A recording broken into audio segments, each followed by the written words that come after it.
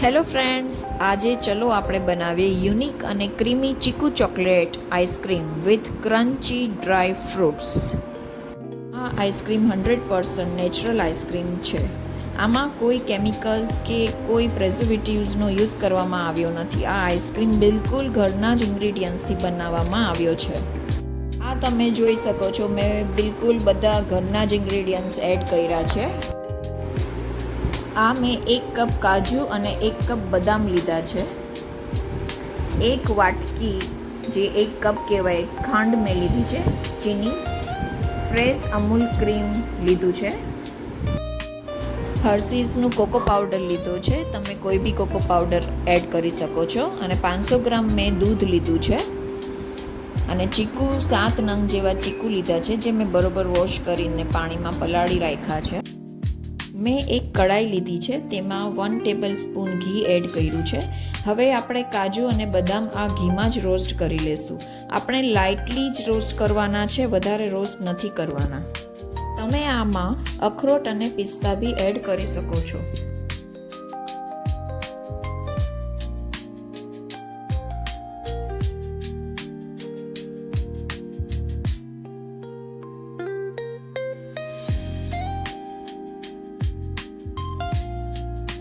હવે ગેસની flame of કરી દેશું. સાઈડમાં ઠંડુ થવા આપણે રાખી દેશું. હવે ગેસ પર મેં દૂધ બોઇલ કરવા રાખી દીધું છે. દૂધ સ્લો ફ્લેમ પર જ રાખવાનું છે. દૂધ બોઇલ થાય ત્યાં સુધી આપણે રોસ્ટેડ કાજુ બદામને મિક્સચર જારમાં ક્રશ કરી લેશું. બહુ વધારે ક્રશ નથી કરવાનું, ક્રન્ચી રહે તેવો પાવડર આપણે બનાવવાનો છે. તમે જોઈ શકો છો, વધારે મેં ઝીણું ક્રશ નથી કર્યું, ક્રન્ચી ફોર્મમાં જ ક્રશ કરવાનું છે. હવે પાવડર આપણે એક બીજા પેનમાં આપણે ટ્રાન્સફર કરી લેશું. હવે દૂધ બોઇલ થઈ રહ્યું છે, તેમાં આપણે 1 કપ ખાંડ એડ કરી લેશું. પછી 2 ટેબલ સ્પૂન જેવું કોકો પાવડર આપણે એડ કરવાનું રહેશે અને કન્ટિન્યુઅસલી સ્ટર કરવાનું રહેશે. આપણે કન્ટિન્યુઅસલી હલાવતા રહેશું.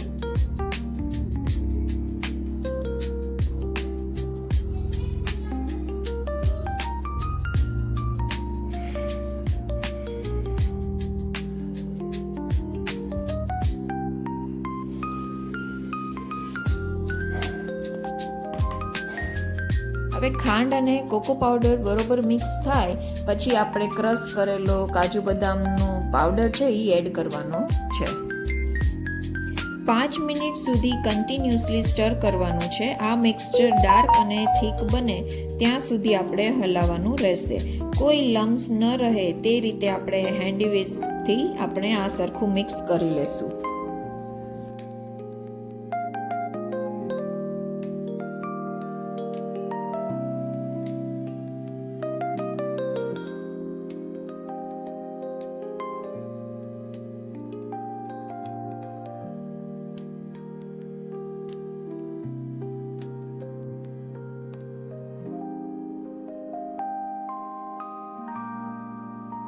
તમે જોઈ શકો છો, મિક્સચર બહુ સરસ એકદમ એક રસ થઈ ગયું છે. હવે તેને આપણે ઠંડુ કરવા સાઈડમાં રાખી દેશું. આ મિક્સચર ઠંડુ થાય ત્યાં સુધી ચીકુને આપણે પીલ કરી લેશું અને તેની પ્યુરી બનાવી લેશું.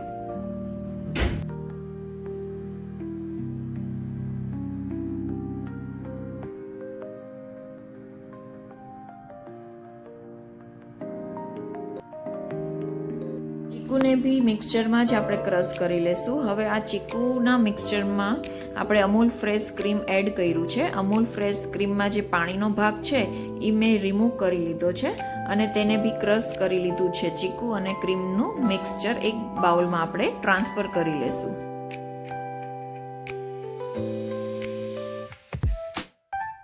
તમે જોઈ શકો છો કેટલું સરસ ક્રીમી ટેક્સચર દેખાય છે.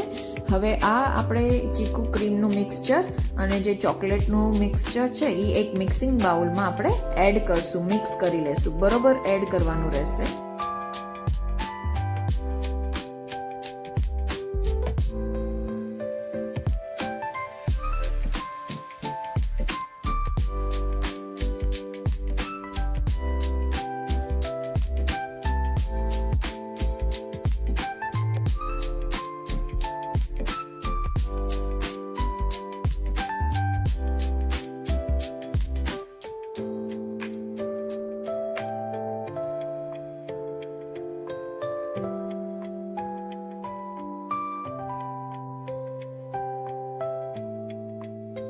બધું સરસ મિક્સ થઈ ગયું છે. અહીં મેં એલ્યુમિનિયમનું આઈસ્ક્રીમ ટીન લીધું છે. આ ટીન સ્પેશિયલ આઈસ્ક્રીમનું જ આવે છે. તમે કેક ટીનમાં બી સેટ કરી શકો છો. પ્લાસ્ટિક કે કાચના એરટાઇટ કન્ટેનરમાં બી તમે લઈ શકો છો. આ ક્રીમી બ્લેન્ડને કન્ટેનરમાં એડ કરીને 4 થી 5 કલાક સુધી તમે ડીપ ફ્રીઝરમાં રાખી શકો છો. મેં ઓવરનાઇટ આ મિક્સચરને રાખ્યું છે. તમે 4 થી 5 કલાક સુધી ફ્રીઝમાં રાખી શકો છો. હવે બીજા દિવસે આપણે સવારે ખોલીને જોઈ લેશું કે આપણો આઈસ્ક્રીમ કેવો સેટ થયો છે. સરસ સેટ થઈ ગયો છે આપણો આઈસ્ક્રીમ. તમે જોઈ શકો છો આઈસ્ક્રીમ આપણો સરસ એકદમ પરફેક્ટ બની ગયો છે.